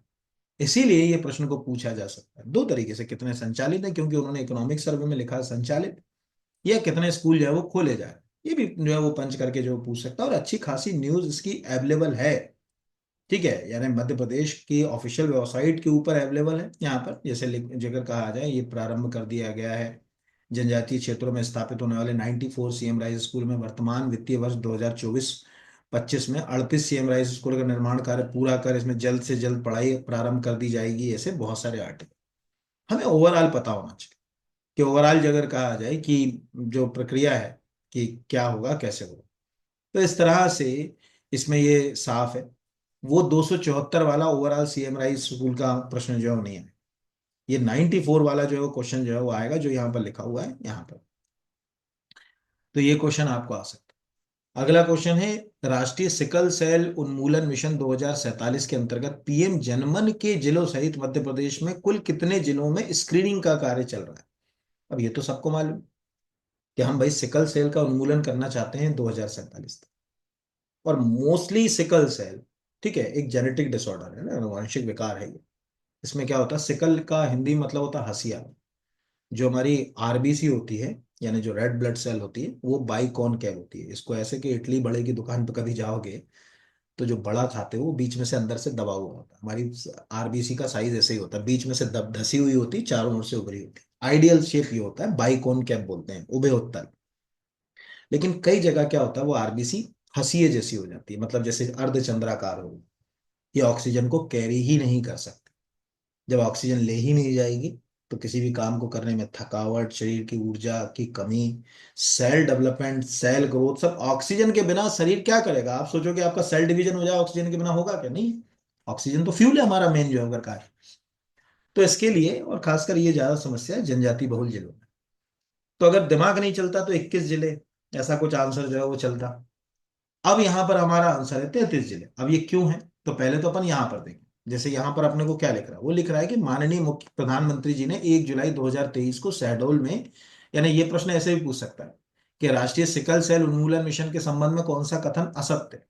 तो 1 जुलाई 2023 को ये शहडोल से शुरू हुआ, ये पहला होता है। दूसरा, उसमें यह है कि भाई जो हमारे जो ट्राइबल ब्लॉक है, 89 ट्राइबल ब्लॉक है, उसमें तो हमको इसको करना। अब आपको मालूम है कि जो पीएम जनमन जो योजना, ठीक है, वो जनजातीय अगर कहा जाए कल्याण से जुड़ी हुई। तो पीएम जनमन के तहत उन्होंने क्या करा, इसमें 13 जिले अलग से ऐड कर दिए। तो ये दिख रहा है कि जनजातीय सिकल सेल जो अगर कहा जाए उन्मूलन मिशन 2047 के अंतर्गत 20 जिले, 20 जिले पहले थे जिनके 89 ब्लॉक्स जो रखे गए। और पीएम जनमन के अंतर्गत जो अगर कहा जाए 13 जिले, तो अगर पीएम जनमन को मिलाकर जो अगर कहा जाए पूछेगा तो नंबर ऑफ डिस्ट्रिक्ट हो गया 33। और ऐसे पूछेगा नॉर्मली तो 20। तो वहां ये देखना जरूरी कि पीएम जनमन के तहत कितने अतिरिक्त जिलों को जो अगर कहा जाए जोड़ा गया। तो ये आ गया, अच्छा अच्छा, ये ऐसी चीज है। और दूसरा, ये आपको जो है वो याद रखना है, दो स्कीम अभी ट्राइबल वेलफेयर के लिए चल रही। एक चल रही है पीएम जनमन। ये केवल और केवल मध्य प्रदेश में काम करेगी, बेगा, भारिया, सहारिया के ऊपर, क्योंकि ये पीवीटीजी समूह को मुख्य धारा में लाने के लिए ही चल रही है। ठीक है, ये कोई जैसे पूछ ले, ये भी याद रखिएगा, नहीं तो गलत हो जाएगा कई बार क्वेश्चन कि पीएम जनमन क्या मध्य प्रदेश में भील जनजाति को पीएम जनमन से लाभ मिलेगा? नो। पीएम जनमन जो 15 नवंबर 2023 को लॉन्च की गई थी ना, 15 नवंबर 2023 को जब लॉन्च की गई थी, उद्देश्य था कि भारत के अंदर जितने जो विशेष पिछड़ी जनजाति पीवीटीजी, जो अभी मैंने आपको क्राइटेरिया बताए थे, वो पीवीटीजी को हम कैसे मेन स्ट्रीम में लाएं। उनके लिए मकान का निर्माण कैसे करें, स्वास्थ्य सुविधाएं कैसे करें, उनकी उनके कल्याण के लिए क्या काम करें, वंदन केंद्र उसमें कैसे स्थापित करें, इन सब के लिए योजना आई थी। तो यहाँ पर वो जो 13 जिले हैं, नो डाउट ये वही जिले होंगे जहां पर पीबीटीजी की बसाहट जो है हो जाए। दूसरा, अभी ये एक तो ये हो गई यहाँ पर। दूसरी एक योजना और है, वो है जो अगर कहा जाए धरती आबा योजना। ये भी जनजाति जो अगर कहा जाए कल्याण से जो अगर कहा जाए जुड़ी हुई है, लेकिन पीएम जनमन से बिल्कुल जो अगर कहा जाए ये जो अगर कहा जाए बिल्कुल अलग है। कारण क्या है, धरती आबा योजना ऑलमोस्ट सभी जनजातियों को, कोई पूछे धरती आबा जनजाति ग्राम उत्कर्ष योजना का लाभ मध्य प्रदेश की किस जनजाति को मिलेगा? गोंड को मिलेगा, यस। भील, बेगा, सहारिया, कोरकू, सबको मिलेगा। क्योंकि 2 अक्टूबर 2024 को जब ये झारखंड से शुरू करा प्रोजेक्ट, तो उसमें ये साफ था कि भारत के अंदर जो जनजातीय आबादी उसको सामाजिक और आर्थिक रूप से उसका विकास करना, मुख्य धारा से उसको जोड़ना, उनके लिए जो basic infrastructure, health, sanitation, livelihood, education, उसके लिए जो काम करना है, वो सब जो अगर कहा जाए आपका धरती आबा जनजाति ग्राम उत्कर्ष अभियान में है। दोनों में अंतर याद रखना। एक जो अगर कहा जाए 2 अक्टूबर 2024 की योजना है, जो अभी आई सबके लिए। ये मैंने अभी बता दिया कि किसी प्रश्न को पढ़ते समय कितने अप्रोच पे, कितने डायमेंशंस पे पढ़ना है। आप अगर एक डायमेंशंस पे पढ़ोगे तो आंसर तक जो है वो कभी नहीं पहुंच पाओगे, ये ध्यान रखना। फिर अगला जो है वो मध्य प्रदेश में, अगला क्वेश्चन भी हेल्दी है, आपको आ सकता है। मध्य प्रदेश में स्वास्थ्य क्षेत्र के संबंध में निम्नलिखित में से कौन सा कथन असत्य है? 2019-20 से 2021-22, 20-21 थोड़ा सा गलत टाइप हो गया, करेक्शन कर लेंगे। 20-21 के बीच मध्य प्रदेश में कुल स्वास्थ्य व्यय 3% बढ़ा। ये गलत है। अभी क्यों गलत है वो मैं आपको बता दूंगा। दूसरा है, राष्ट्रीय फ्लोरोसिस रोकथाम नियंत्रण कार्यक्रम के तहत 15 जिलों का चयन किया गया। ये बिल्कुल सही है। मध्य प्रदेश में राज्य मानसिक स्वास्थ्य प्राधिकरण की स्थापना की गई। ये भी बिल्कुल सही है। मध्य प्रदेश भारत का पहला स्टेट है जिसने पब्लिक हेल्थ कैडर, यानी स्वास्थ्य विभाग के अंदर, जैसे अपन बोलते हैं ना आईएएस कैडर का है, वो आईपीएस कैडर का है, फलाने बिहार कैडर का है, ठीक है। तो ऐसे पब्लिक हेल्थ का भी एक सेपरेट अगर कहा जाए हमने कैडर शुरू किया, सब कुछ पूरा मैनेजमेंट और सब चीजें जो अगर कहा जाए उसमें डॉक्टर को ही अपन अपॉइंट करेंगे, पूरी प्रक्रिया डॉक्टरों से ही कराएंगे। ये अब गलत क्यों है? पहला वाला उसको समझिए, ध्यान से देखिएगा। यहाँ मैंने इकोनॉमिक सर्वे का वो लगाया, मैं आपको ओरिजिनल इकोनॉमिक सर्वे में भी ये चीज जो है वो दिखाऊं, जिससे आपको जो है वो समझ पड़े कि हम जो है वो बात कर रहे हैं तो स्वास्थ्य में क्या बात। देखो स्वास्थ्य में हमारे जीडीपी का प्रश्न ने पूछा था कि कितने प्रतिशत वृद्धि हुई। वृद्धि पूछ रहा है, ना कि टोटल जीडीपी का कितना। वहां देख लेना क्या क्या है। तो जीडीपी का अभी जो अगर कहा जाए, बिल्कुल अभी लेटेस्ट आंकड़े तो नहीं आएंगे, जितना खर्च कर चुके हैं वही आंकड़े हमको दिखेंगे। तो 21-22 में हम 3% जो अगर कहा जाए जीडीपी का खर्च करें, जो पहले हमने 2.5% किया था। तो ये एक अच्छा जो अगर कहा जाए वो है कि यार ठीक जो है वो आप खर्च करें। वहीं अगर आप टेक्निकली अगर देखें कि भाई आपने जो अगर कहा जाए स्वास्थ्य क्षेत्र में पिछले वर्ष की तुलना में क्या कुछ बदलाव किया, या जो अगर कहा जाए कि कुछ इंप्रूवमेंट किया, तो उसके लिए हम यहाँ से सीधे चले जाते हैं स्वास्थ्य वाले इकोनॉमिक सर्वे के पैटर्न पे। तो हमने यहाँ से इकोनॉमिक सर्वे में खोल लिया स्वास्थ्य 235 या 238, एक सेकंड, शायद 35 पे ही, हाँ। तो ये हम चले गए 235 के ऊपर। अब हमारे सामने ये आ गया यहाँ पर लोक स्वास्थ्य, ठीक है। ये अपने को याद रखना कि भाई लोक स्वास्थ्य के ऊपर एक आर्टिकल है। अब उसमें ये हमारे लिए जो है वो, ये अभी जो इतनी ऊपर की कहानी, ये सब काम की जो है वो नहीं, इनमें से कुछ भी जो है वो हमारे काम का, हम सीधे जो है वो नीचे जा रहे हैं। हमें पहला तो ये मिल गया कि यार अभी हम 3% हमारी जीडीपी का कर रहे हैं टोटल जो हेल्थ इंफ्रास्ट्रक्चर में टोटल। अगर गवर्नमेंट सेक्टर में अगर हम बात करें, गवर्नमेंट सेक्टर के अंदर, तो हमको दिख रहा है कि यार जो है वो हम 1.6%, यानी सरकारी हॉस्पिटल में जो टोटल जीडीपी उसका 1.6% जो है स्वास्थ्य क्षेत्रों के ऊपर जो है वो जा रहा है। ये है पहला। दूसरा है कि जो 23,000, ये 23,000 बढ़कर हो गया 34,000। प्रश्न में ये चीज पूछी गई, ये ध्यान रखिए, प्रश्न के अंदर ये नहीं पूछा गया था कि जो अगर कहा जाए कि जीडीपी का कितना परसेंट। हमारा जो पहले पैसा हम खर्च कर रहे थे, वो पैसे को हमने जो अगर कहा जाए कितना प्रतिशत बढ़ा दिया, वो जो है अगर कहा जाए प्रश्नकर्ता ने पूछा है। प्रश्नकर्ता का मतलब है कि जो मैंने, तो यहां पर उसका आंसर है कि इस अवधि के दौरान प्रति व्यक्ति आय जो अगर कहा जाए 41.7 बढ़कर जो अगर कहा जाए इतनी जो हो गई यहाँ पर, यानी स्वास्थ्य के ऊपर जो खर्चा कर रहे हैं उसमें है, ये ध्यान रखना। आप अपनी आय जो ऐसे मत समझ लेना, यहाँ पर जो है उसके साथ जोड़ रहे हैं, ठीक है। और ये जो अगर कहा जाए जो खर्चा कर रहे हैं वो यहाँ पर पूरा डिटेल डालो। तो प्रश्नकर्ता के ऊपर है, तो मुझे लगता है कि वो या तो ये प्रश्न पूछेगा एक, यानी ये वाला प्रश्न पूछ सकता है। दूसरा नीचे एक और क्वेश्चन इसमें जड़ा हुआ है, वो भी मैं दिखा देता हूँ। ये यहाँ पर एक सेकंड ना, इसके अंदर कहीं एक प्रश्न और आएगा, वो भी मैं आपको दिखा रहा हूँ। यानी दो प्रश्न इसमें जो है वो बन सकते हैं यहाँ। ये बस एक सेकंड, ये एक, ये आपको ये याद है जो मैंने आपको शिशु मृत्यु दर वाला ऊपर क्वेश्चन पूछा था, ठीक है। ये वाला क्वेश्चन आ सकता है। तीसरा आपको याद रखना है, मुस्कान कार्यक्रम का संबंध किससे है? ये तीसरा क्वेश्चन आ सकता है। अब प्रश्न आते कहाँ से हैं और आते कैसे हैं, उसको अगर आप इसी को देखोगे, जैसे आपसे पूछे माँ अभियान का संबंध है स्वास्थ्य क्षेत्र से, शिक्षा क्षेत्र से, महिला सशक्तिकरण से, ऐसा कोई भी पूछ सकता है। तो अपने को दिख रहा है, अच्छा माँ अभियान का जो अगर कहा जाए संबंध इससे है कि माँ अभियान के तहत हम, ठीक है, स्तनपान को बढ़ावा दे रहे हैं, गर्भवती धात्री माताओं को जो परामर्श सुविधा को बढ़ावा दे रहे हैं, ये सब जो है वो हम कर रहे हैं।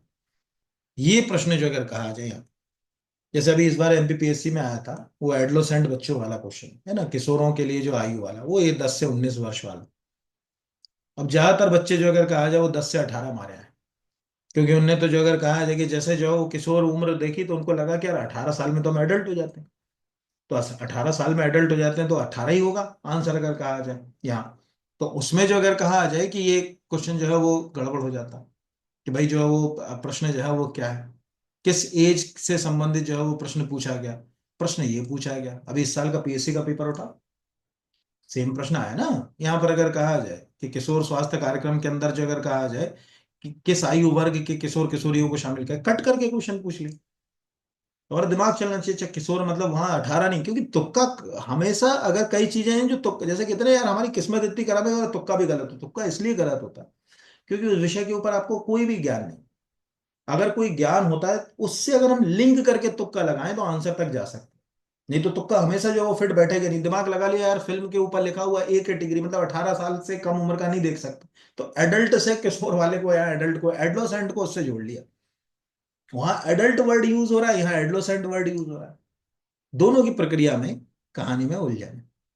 तो ये मैं आपको नेक्स्ट वाला जो टॉपिक होगा उसमें भी इसको कराऊंगा पूरा। अभी तो मैंने इसमें से जो है वो चार जो है वो अगर कहा जाए की पॉइंट अलग करके आपको बताया कि कैसे जो 3% हम खर्च कर रहे हैं, ये वाला प्रश्न पूछ सकता है।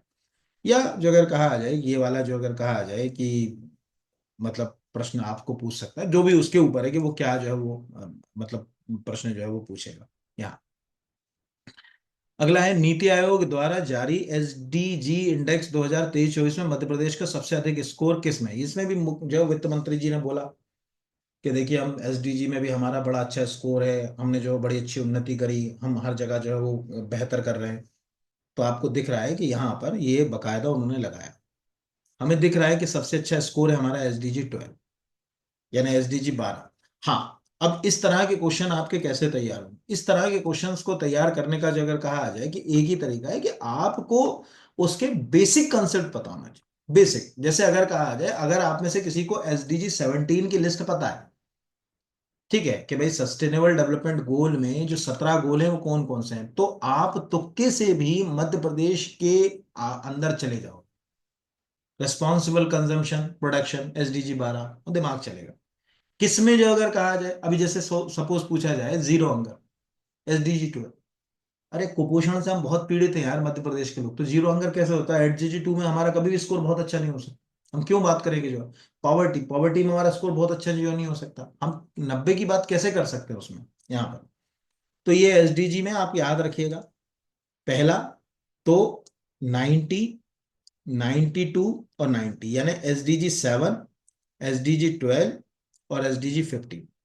ठीक है, 7, 12, 15, ये आपको जो है वो याद रखना है। इनमें मध्य प्रदेश जो अगर कहा आ जाए कि बहुत ही बढ़िया और अच्छा काम कर, एफोर्डेबल क्लीन एनर्जी जो एसडीजी 7 है उसमें हम अच्छा काम करें, ये पूछेगा किसमें हमारा जो स्कोर है वो 90 या उससे अधिक है, ऐसा पूछ ले। दूसरा, इसमें एक और चीज जो इंपॉर्टेंट है वो जो मैं बता रहा हूं, क्योंकि कई बार क्या होता है ना, उलझा हुआ क्वेश्चन पूछेगा, तो वो कैसे पूछेगा उसके लिए थोड़ा सा देखिए ध्यान से। अब जो उलझा हुआ प्रश्न पूछेगा ना वो कैसे पूछेगा, उसको ध्यान से देखिए। ये एसडीजी की रिपोर्ट है, अगर कहा जाए नीति आयोग की, है ना, जो लेटेस्ट है 2023-24 के बाद अभी तो आई नहीं है। इसमें अगर हम ध्यान से देखें तो टोटल हमारा स्कोर है 967 टोटल। अब इस 67 स्कोर को ध्यान से देखो, तो गोल नंबर 1 को देखो, इसका स्कोर है 67। अब ध्यान से देखना जो मैं बोल रहा हूँ 67।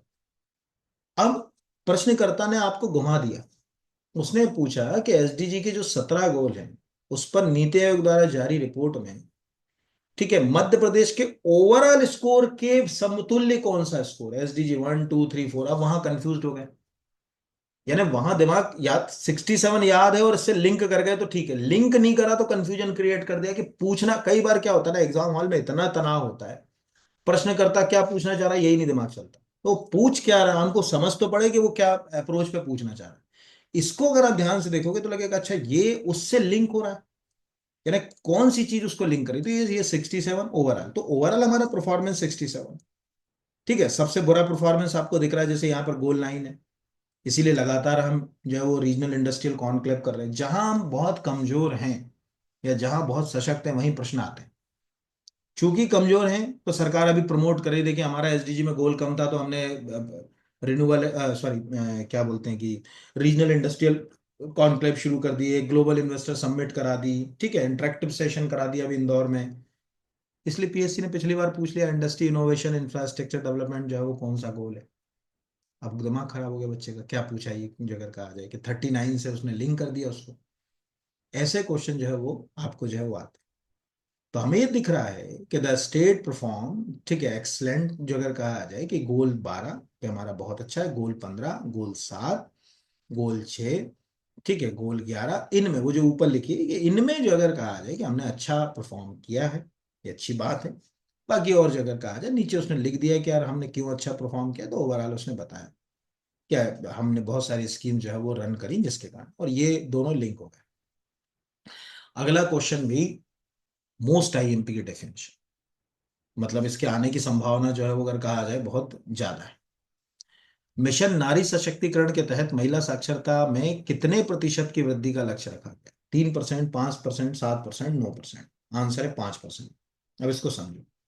मिशन नारी सशक्तिकरण के हम वुमन को कैसे एम्पावर करें, उसको शिक्षा, स्वास्थ्य, इकोनॉमिकल जो फ्रीडम, कैसे उसको लाएं, इसके लिए कुछ बातों पे वो काम कर रहे हैं इसमें। तो जो मिशन नारी सशक्तिकरण है उसमें क्या होगा, उसके कुछ टारगेट्स हैं, जैसे जन्म के समय जो लिंग अनुपात है उसमें 5 अंक की वृद्धि करना। ये भी आपसे प्रश्न पूछ सकता है कि मिशन नारी सशक्तिकरण के तहत इनमें से क्या असत्य है।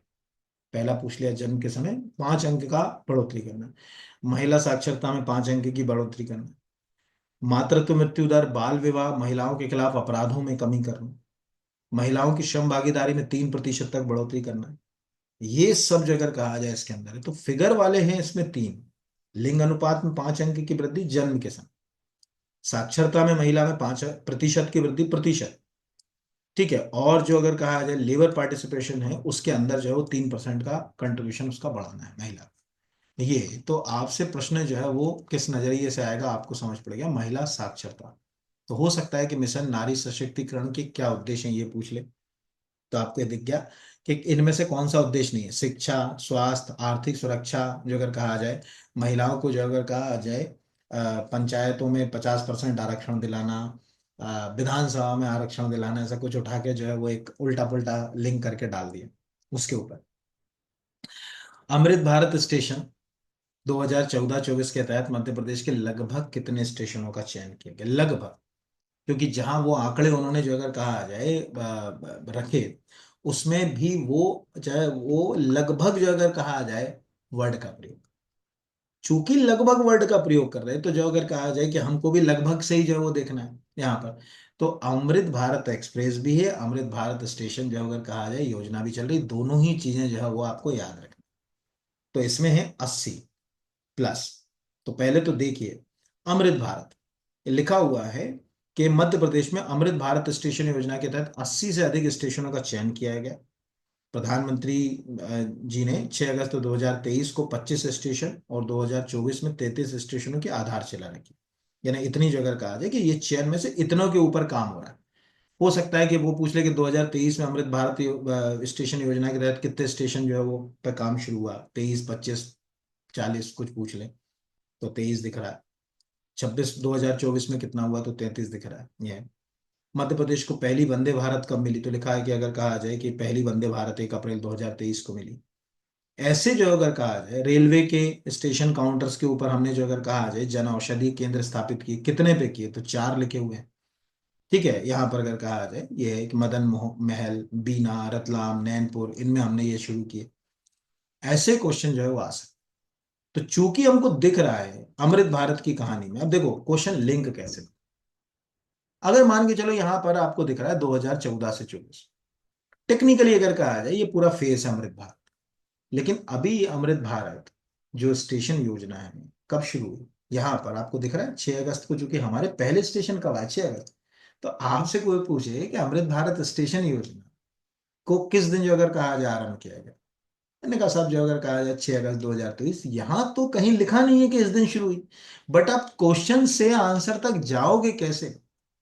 मतलब भाई जैसे कोई पूछे कि भाई मुझे जाना है क्वेश्चन से आंसर तक, तो जो अगर कहा जाए मैं कैसे जो है वो जाऊँ। तो ये तो अब आप अपने भी देख लो, जैसे मैं भोपाल से हूं तो भोपाल स्टेशन इसके अंतर्गत आता है। ठीक है, तो ये ऐसे क्वेश्चन जो है वो आते हैं। तो आपका एक प्रश्न कैसे वहां शांत मन से एग्जाम में आपको आंसर के दूसरे हिस्से तक ले जाएगा, वो सब कुछ जो है वो टिका हुआ। अमृत भारत स्टेशन योजना, ये हम चले गए। ध्यान से देखिएगा जो मैं बता रहा हूं। अभी हमने ये लिखा हुआ है कि 275 स्टेशनों का चयन। हम जो अगर कहा जाए इसके ऑफिशियल पोर्टल के ऊपर चले गए, कि भारत सरकार ने जो अगर कहा जाए ऑफिशियल पोर्टल जो है डाला, ये बकायदा इसमें 275 स्टेशनों का जो अगर कहा जाए कि ये लिखा हुआ है। प्रेस व्यक्ति जो अगर कहा जाए स्टेशनों की सूची के लिए उसने बकायदा एक पोर्टल खोल रखा है कि प्रेस विज्ञप्ति कब का है, जो अगर कहा जाए 1 फरवरी का है। तो उन्होंने ये डाला कि भाई ये जब योजना हम इंट्रोड्यूस कर रहे हैं तो इसमें बकायदा ये स्टेशन हमने किस किस स्टेट के कितने ले रखे हैं, वहां की पूरी जो है वो लिस्ट डली है। मध्य प्रदेश में ये 80 दिख रहा है यहाँ पर। तो ये ऐसे ही जो अगर कहा जाए एग्जाम में प्रश्न जो है वो पूछे जाते, एग्जाम में और कहीं से क्वेश्चन नहीं आते। आप जो है वो अगर कहा जाए कि लिंक कैसे कर सकते प्रश्न को, उसके ऊपर सब कुछ जो है वो टिका हुआ यहाँ। तो ये एक क्वेश्चन जो है वो ये भी मुझे लगता है कि एग्जाम में जो है वो बन सकता है। फिर है एक्सपोर्ट जो अगर कहा जाए प्रिपेयर्डनेस जो है वो इंडेक्स 2022 में मध्य प्रदेश का स्कोर कितना था, ये भी प्रश्न आएगा। ये प्रश्न आने की संभावना इसलिए है क्योंकि लगातार हमारे वित्त मंत्री जी ने भी ये बोला कि भाई लगातार हमारा जो अगर कहा जाए रैंकिंग सुधर रहा है। तो चूंकि सुधर रहा है इसलिए जो है वो, तो क्या सुधर रहा है, तो हम इसमें पहले तो वो सुधरने वाले पोस्टर को देखें। आपको यहाँ पर ये पोस्टर दिखे कि अगर हम यहाँ ये जो सब लैंड लॉक हैं, ये लैंड लॉक हरियाणा तेलंगाना उत्तर प्रदेश पंजाब मध्य प्रदेश, ये लैंड लॉक राज्य में हम यहाँ पर स्टैंड कर रहे हैं। यानी हमको दिख रहा है कि लैंड लॉक राज्य में हम हरियाणा तेलंगाना उत्तर प्रदेश पंजाब के बाद 5वें नंबर पे हैं। हम 2020 में रैंकिंग में थे 49.47, फिर हमने अपनी रैंकिंग सुधारी 51.03, फिर हमने और रैंकिंग सुधारी 55.6 है। तो ये तो सीना ठोक के बताने वाली बात होगी ना, देखो हम लगातार हर साल जो है वो अपनी रैंकिंग सुधार रहे हैं। तो जब हम हर साल अपनी रैंकिंग सुधार रहे हैं तो प्रश्न तो बनता है। इसीलिए लैंडलॉक स्टेट्स में हमारा अच्छा परफॉर्म, तो हम टॉप 5 में हैं। यस, हम टॉप 5 के अंदर है। ये क्वेश्चन भी आपको जो है वो एग्जाम वाला जो है वो पूछ सकता है, उसके ऊपर है कि क्या पूछेगा। अगला क्वेश्चन है मध्य प्रदेश में नवकरणीय, वो नवी लिखा गया, नवकरणीय ऊर्जा क्षमता के संबंध में कौन सा कथन जो अगर कहा जाए असत्य है? पहला, प्रदेश में विगत विगत 12 वर्षों में नवकरणीय ऊर्जा के उत्पादन में 14 गुना की वृद्धि हुई। बिल्कुल सही है कि हमने जो है वो 14 गुना की वृद्धि करी। अभी हम देखेंगे कैसे। ओमकारेश्वर फ्लोटिंग सोलर परियोजना से 600 मेगावाट का उत्पादन प्रारंभ हो चुका। अब आप देखिए, शांत मन से सोचिए और नीचे कमेंट बॉक्स में लिखिए कि सर ये मुझे पता था और एक्चुअली ये इसीलिए गलत है, इसमें गलती ढूंढना। तो एग्जाम हॉल में क्वेश्चन बनना और क्वेश्चन की गलती ढूंढना दोनों अलग अलग बात। क्वेश्चन को देख कर भी नहीं समझ पा रहे हैं, लगा एकदम 600 दिखा और ये तो सही होगा, ये गलत हो ही नहीं सकता, ओमकारेश्वर जमाने से रिटायर है, 600 मेगावाट का प्रोजेक्ट है। तीसरा है कि मध्य प्रदेश उत्तर प्रदेश के मध्य 200 मेगावाट क्षमता का एक सोलर पार्क विकसित किया जा रहा है, ये भी सही। और मध्य प्रदेश के मुरैना में मध्य प्रदेश का पहला सोलर पावर स्टोरेज संयंत्र स्थापित किया जा रहा है, ये भी सही है। अब ये जो गलत है ना 600 मेगावाट वाला, पहले तो ये वित्त मंत्री जी का बजट भाषण देखिए। वो लिख रहे हैं उसमें कि वो जो ओमकारेश्वर है उसके पहले फेज में 278 मेगावाट का प्रोडक्शन आरंभ हुआ, ना कि 600। वो टोटल प्रोजेक्ट है 600 मेगावाट, अपने आप में यूनिक प्रोजेक्ट, फ्लोटिंग अगर कहा जाए प्रोजेक्ट।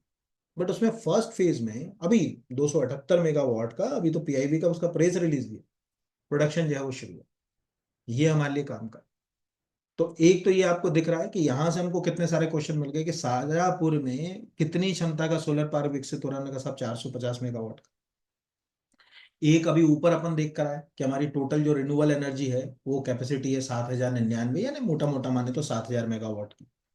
प्रधानमंत्री जनमन योजना के तहत 2060 आदिवासी बहुल ग्रामों को, आप खुद दिमाग चलाए, जनमन लिखा है तो ऑटोमेटिकली कौन से जिलों के आदिवासी बहुल गांव होंगे, जहां पे भारिया, बेगा या सहारिया ट्राइब की क्या होगी, बसाहट होगी, वही वाले जो दिए होंगे। इस तरह से ये वाला क्वेश्चन यहाँ पर लिंक।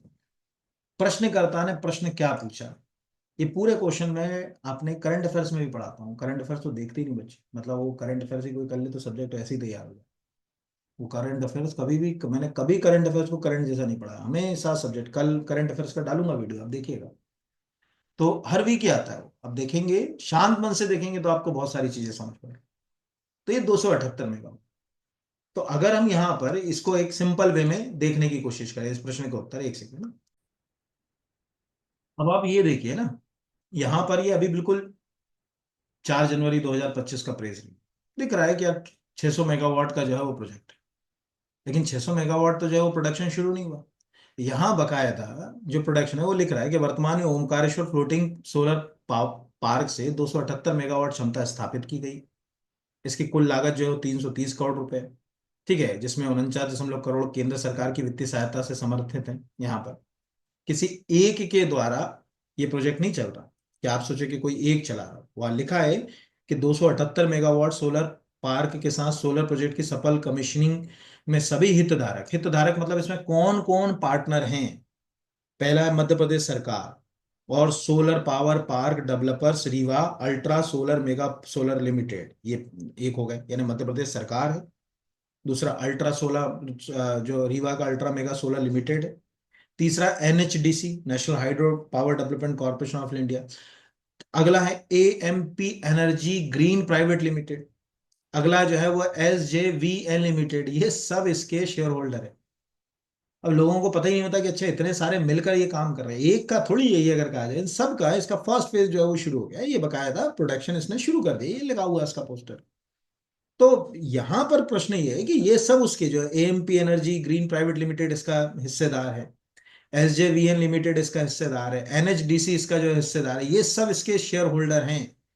कई बार ऐसे भी क्वेश्चन आ जाते हैं कि इसमें से कौन इसका जो है वो हितधारक नहीं, स्टेक होल्डर कौन नहीं है, किसके थ्रू जो है वो बन रहा है, तो कौन इसमें जो रोल निकलेगा। प्रश्न तो ऐसे ही आते हैं एग्जाम में। तो ये जो है वो अगर कहा जाए क्वेश्चन आपको बन सकता है, तो रिन्यूएबल एनर्जी पे ही आ सकता है। इस तरह से ये क्वेश्चंस आएंगे। उम्मीद है आपको ये वीडियो अच्छा लगा होगा। जितने ज्यादा कमेंट करेंगे, जितने ज्यादा इसको व्यूअर्स मिलेंगे, उस आधार पर मैं इसलिए नहीं बोलता कि कोई आपके ऊपर बंदिश है कमेंट करने की या व्यूअर्स की या चैनल को सब्सक्राइब करने की। एक्चुअल क्या होता है, टू वे कम्युनिकेशन कैसे होगा, हम कैसे ये निर्धारित कर पाएंगे कि जो चीज़ आपको दी जा रही है वो श्रेष्ठ है और आपको अच्छी लग रही है। वो दो ही चीज़ों से होता है, नंबर ऑफ व्यूअर्स और नंबर ऑफ कमेंट्स। आप कितना उसके अंदर सकारात्मक कमेंट करते हैं, कितना आपको समझ आया, उसके आधार पर तीसरे वीडियो के लिए अप्रोच आती है। 1 डेढ़ घंटे के वीडियो में केवल पढ़ाई कराता हूँ मैं, कुछ नहीं इसके अलावा। अभी आखिरी बात, अगर आप में से कोई असिस्टेंट प्रोफेसर, ठीक है, food safety officer, assistant director engineering service, ठीक है, उप संचालक, कोई भी सर्व कर रहा है तो फर्स्ट पेपर का कोर्स अच्छा। फूड सेफ्टी ऑफिसर की तैयारी कर रहे हैं तो एकदम शानदार कोर्स है। मेरे पास बच्चे, मैं डेली क्लास लेता हूँ, बच्चे पढ़ ही रहे हैं, उसके ऊपर चीजें हो ही रही हैं, पढ़ाई चल ही रही है, एग्जाम आना है, उससे अच्छी अपॉर्चुनिटी होगी नहीं। आप चाहें तो आज ही वो कोर्स ज्वाइन करके अपनी पढ़ाई को निरंतरता से जोड़ सकते हैं। असिस्टेंट प्रोफेसर के लिए टेस्ट सीरीज भी है, पूरा कोर्स भी है। इसके अलावा अगर आप कोई स्पेशल एग्जाम है, जैसे state engineering service, mining officer, assistant director, assistant manager, dental surgeon, कोई भी एग्जाम प्लान कर रहे हैं, पार्ट 1 की टेस्ट सीरीज आपके लिए अमृत का काम कर सकती है। बिल्कुल अप टू डेट चीजें आपको मिलेंगी। प्लस सबसे बड़ा बेनिफिट है कि वीकली जो डिस्क्रिप्टिव करंट अफेयर्स होता है वो इसमें आपको हर वीक वीडियो अपलोड होता है। प्लस जो इकोनॉमिक सर्वे भी मैंने पढ़ाए हैं 20 लेक्चर्स बच्चों को, मतलब 15 हो चुके हैं, 4 5 लेक्चर और होंगे, यानी टोटल 20 होंगे, वो आपको इसमें मिलेंगे। 5 टेस्ट होना है उसके, 50 50 क्वेश्चन के, दो तो मैंने अपलोड कर ही दिए हैं, वो वहां पर मिल जाएंगे। इस तरह से भी आप चाहें तो परचेस कर सकते हैं। ठीक है, बाकी तो मैं सब आपके साथ हुई, और ईश्वर करे कि आपको सबको सफलता मिले। मेरा उद्देश्य यहाँ पढ़ाने का हमेशा शुरू से, जब से मैं पढ़ा रहा हूँ इस मंच पे आपको, ये रहा है कि आप पढ़ने के साथ सीखें, ये समझना सीखें कि केवल खाली किताब पढ़ने से आपका एग्जाम नहीं निकलेगा। अप्रोच बेस्ड आपकी चीजें होना चाहिए, क्योंकि कहीं किसी जगह आपको जाके कोई चीज रोक देगी। फॉर एग्जाम्पल, आप डेंटल सर्जन का इंटरव्यू दे रहे हैं थोड़ी देर के लिए मान, और आपका प्रश्न उसने पूछ रहे इंटरव्यू पैनल में, क्या क्या लगता है कि शिशु मृत्यु दर के ऊपर बताओ। तो आपने कहा कि सर, जो अगर कहा जाए नियोनेटल सबसे कम है, इन्फेंट उससे ज्यादा है, और अंडर 5 उससे ज्यादा है। इससे सिद्ध है कि कहीं ना कहीं वैक्सीनेशन, कुपोषण, ठीक है, मेल न्यूट्रिशन रिलेटेड इश्यूज ज्यादा है। उम्र जैसे जैसे बढ़ रही, बच्चे को जो पूरक पोषण आहार की आवश्यकता है वो बढ़ रही है, और वो हम पूरी नहीं कर पा रहे। हमें उस पर ध्यान देना पड़ेगा, क्योंकि 1 साल से कम आयु वाले जो फिगर है वो हमारे पास कम है। तो ऐसे अगर हम एक एक अप्रोच बेस्ड आंसर दें तो उसको भी लगता है कि यार ठीक है, हर चीज में तैयारी होती है इस तरह से। तो बहुत धन्यवाद, और खूब ईमानदारी से मेहनत कीजिए, सबको सफलता मिले, भगवान से यही उम्मीद मैं करता हूँ। धन्यवाद। इसी के नीचे पार्ट 1 जो वीडियो है इसका, उसकी लिंक नीचे लगी हुई है, उससे आप बजट का पार्ट 1 वाला वीडियो भी देख सकते हैं यहाँ पर। और किसी भी कोर्स को अगर आपको परचेस करना है तो BR एकेडमी की ऐप डाउनलोड करने के बाद नीचे इस स्टोर पर क्लिक करेंगे तो कोर्स की लिस्ट आएगी, वहां से कर सकते हैं। फूड सेफ्टी की कोई तैयारी कर रहा है तो इससे अच्छा कोई कोर्स नहीं हो सकता। मैं खुद भी, मुझे भी अच्छा लगता है इस कोर्स को पढ़ाने में, जो अगर कहा जाए। चलिए, बहुत धन्यवाद आप सबको, भगवान करे आपको सफलता मिले।